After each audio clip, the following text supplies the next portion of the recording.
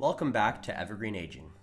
If you've recently sat in a doctor's office and heard a neurological diagnosis for a parent, a spouse, or someone else you love, I want to start off by taking a moment to acknowledge how heavy that can feel. It is overwhelming, it's confusing, and suddenly the future feels uncertain. You're flooded with medical lingo you don't really understand, and it's hard to know what the next week, let alone the next couple years, are going to look like. In this video, we are going to strip away the complexity and look at what is actually happening inside the body. You'll often hear these conditions grouped under one massive umbrella: neurodegenerative diseases. Let's break that phrase down into plain English. Neuro simply refers to our nerves and brain cells, which we call neurons. And degenerative means to progressively break down, wear out, or decline over time. So a neurodegenerative condition is a term for diseases where these vital nerve cells in the brain, spine, or elsewhere in our bodies slowly lose their ability to function, and ultimately they die. Here is why these conditions are uniquely challenging. Unlike a cut on your skin that just knits itself back together, or a broken bone that heals over time, the neurons in our adult brains do not easily regenerate. Once they're gone forever. It helps me to think of the nervous system like a massive highway of communication. When neurons are damaged, it's like there's lane closures on this highway, which causes traffic.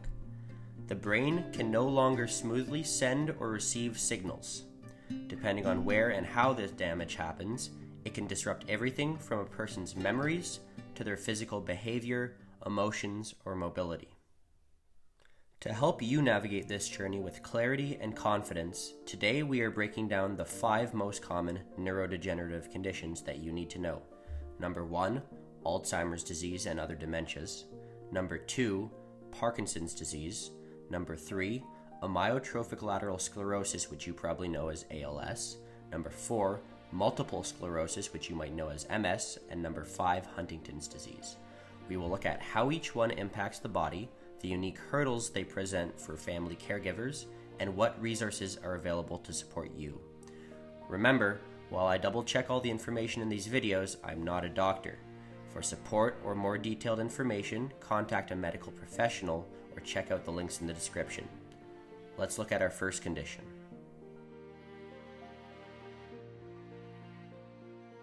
Let's start with the condition that you've likely heard of the most: Alzheimer's disease. It is important to mention that dementia is a general umbrella term for a decline in mental ability severe enough to interfere with daily life. There are many causes of dementia, and Alzheimer's is a specific disease that is the most common cause, so we will use it as an example today. But maybe I'll make a future video on other types of dementia.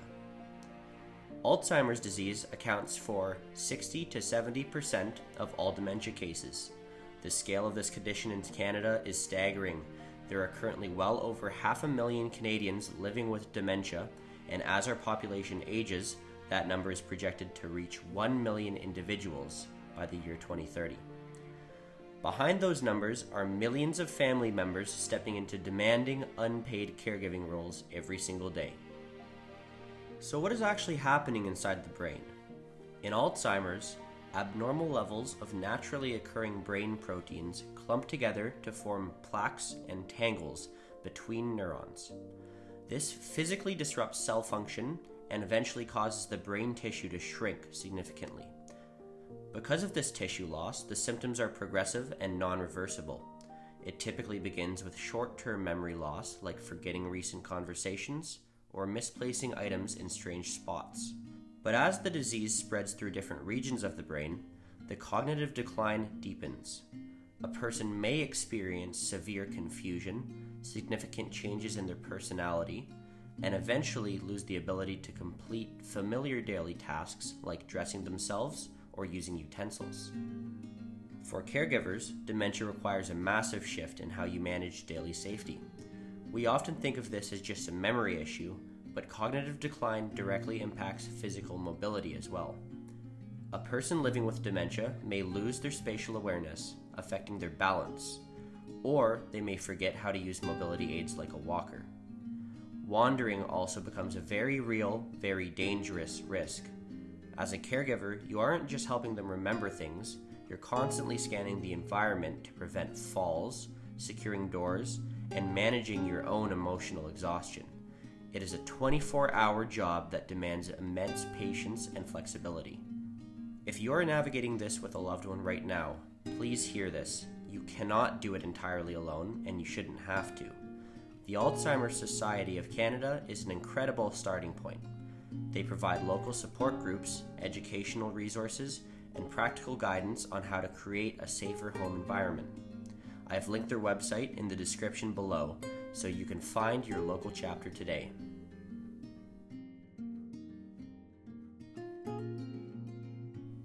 The second most common neurodegenerative disease is Parkinson's disease.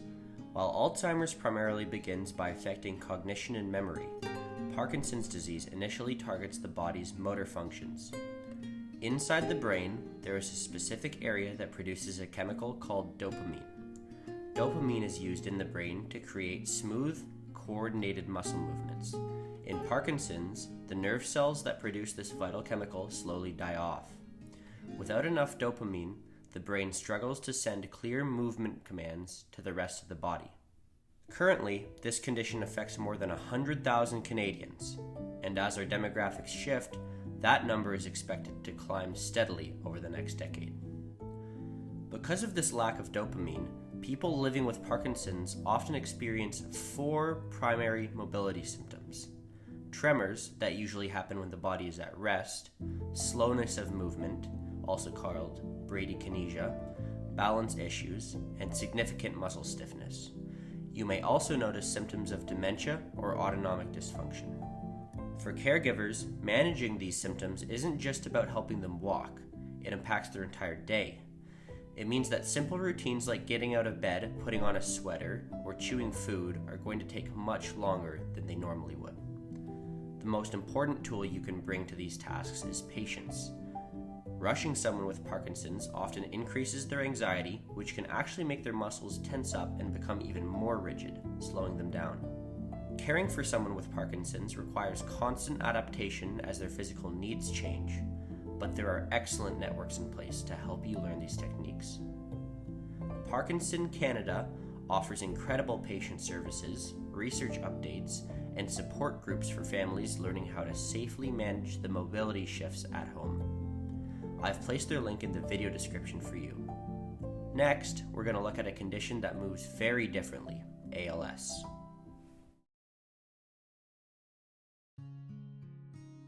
We're going to move on to a condition that presents a very different set of challenges. Amyotrophic lateral sclerosis, more commonly known as ALS or Lou Gehrig's disease, is an unrelenting neurodegenerative disease. Unlike Parkinson's or Alzheimer's, which can sometimes progress slowly over decades, ALS moves aggressively. In ALS, the disease specifically targets your motor neurons. These are specialized nerve cells in the brain and spinal cord that control your voluntary muscle movements, so everything from walking and talking to eating and eventually breathing. Right now, there are nearly 4,000 Canadians living with ALS, with approximately 1,000 new diagnoses every single year. As those motor neurons break down, they stop sending messages to the muscles. The muscles, in turn, begin to weaken and degrade. Symptoms usually begin with muscle weakness, visible twitching under the skin called fasciculations, and cramping, eventually leading to full paralysis. But there's a crucial distinction here that caregivers must understand. For the vast majority of people with ALS, the disease leaves cognitive function entirely intact. Their mind remains just as sharp, their personality just as vibrant, and their awareness just as clear, even as their own body fails them. The emotional effects of this for both the individual and the family cannot really be overstated at all. From a caregiving and mobility standpoint, the defining feature of ALS is the rapid need for adaptation. Because the decline is progressive and fast, you cannot afford to wait until a crisis hits to figure out mobility aids. Caregivers often find themselves transitioning a loved one from walking independently to using a cane, to using a walker, and then to a wheelchair in just the span of a few months. Your role shifts from assisting with balance to eventually helping with respiratory support and feeding tubes. As a caregiver, the best thing you can do for your loved one's safety is to anticipate the next phase before you get there. You want to be setting up home renovations like wheelchair ramps and accessible showers while they can still walk, so that the environment is ready the moment they need it. Because the equipment needs for ALS are so extensive and expensive, community support is vital. The ALS Society of Canada runs incredible equipment loan programs that can provide hospital beds, lifts, and wheelchairs. Please reach out to them early in the diagnosis. I've linked their information down below. Now, let's look at our fourth condition, which is one of the most unpredictable: multiple sclerosis. Our fourth condition is one that has a unique impact right here at home. Canada actually has one of the highest rates of multiple sclerosis, or MS, in the entire world, with over 90,000 Canadians currently living with the disease. While MS is primarily classified as an autoimmune disease, it has a severe neurodegenerative component. In MS, the body's immune system mistakenly attacks the central nervous system. Specifically, it targets the myelin sheath, which is the protective coating that insulates your nerve fibers. Imagine the plastic coating being stripped away from an electrical wire. The signals traveling along that wire might be weakened or even stop completely. This nerve damage can happen anywhere in the brain or spinal cord. MS is incredibly unpredictable. The visible symptoms of MS can vary wildly from person to person. It often involves vision problems, muscle weakness, and difficulty with balance and coordination. But for caregivers, the greatest challenges are often the symptoms you cannot see. The most common and arguably the most debilitating invisible symptom of MS is neurological fatigue. Now, we're not talking about being tired after a long day of yard work. MS fatigue, sometimes called lassitude, is a crushing, sudden exhaustion that is completely disproportionate to the activity being done. It can hit like a brick wall, it doesn't necessarily improve with a good night's sleep, and it is aggravated by heat or humidity. As a caregiver, managing this invisible symptom requires a complete shift in expectations. It is very easy to mistakenly view this profound fatigue as a lack of motivation or laziness, which can cause real friction in your relationship. Instead, you need to become an expert in energy conservation. Work with your loved one to pace their day. If they have a physical therapy appointment in the morning, don't plan for a grocery trip for the afternoon. Break larger tasks into smaller, manageable steps and encourage them to use mobility aids like a cane or walker before they get tired, not just when they're already exhausted.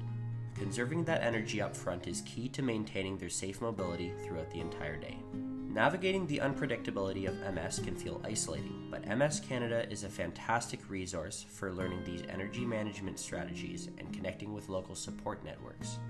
I've linked their website below. Finally, let's look at a rare but deeply impactful condition, Huntington's disease.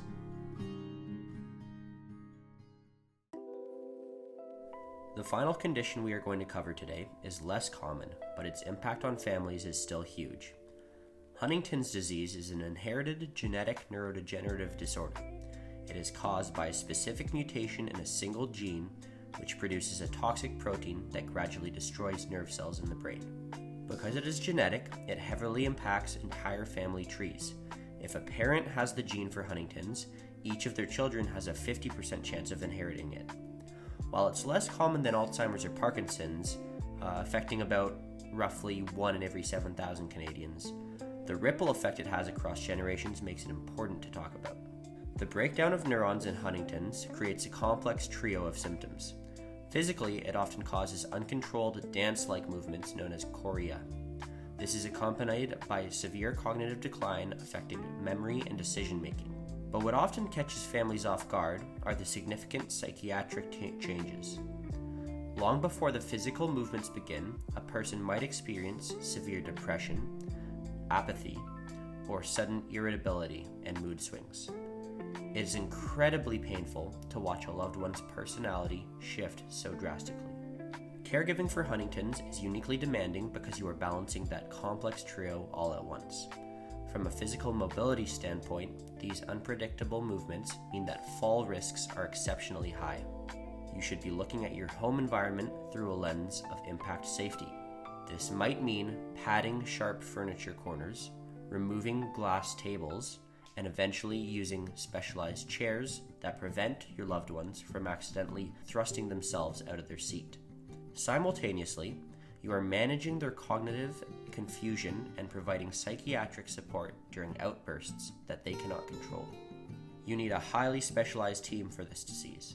The Huntington Society of Canada has a dedicated network of social workers and medical professionals who understand the exact trajectory of this condition and can offer support not just for the patient, but for the family members at risk. Their link is down below. We've covered a lot of ground today. While these 5 conditions damage the nervous system in very different ways, they all share one universal truth: they require a support system. If you're reading this as you're stepping into a caregiving role, I want you to hear this loud and clear. Seeking help, using community resources, and asking for a break is not a sign of failure. It is the smartest and strongest thing you can do for both yourself and the person you love. I've placed links to the Canadian societies for every single condition we talked about down in the video description. Please take 5 minutes right now to click the one that you need and bookmark it. I also want to hear from you. Let me know in the comments below what you'd like me to cover next. If you found this breakdown helpful, please hit the like button and subscribe to Evergreen Aging. Take care of yourselves and stay evergreen.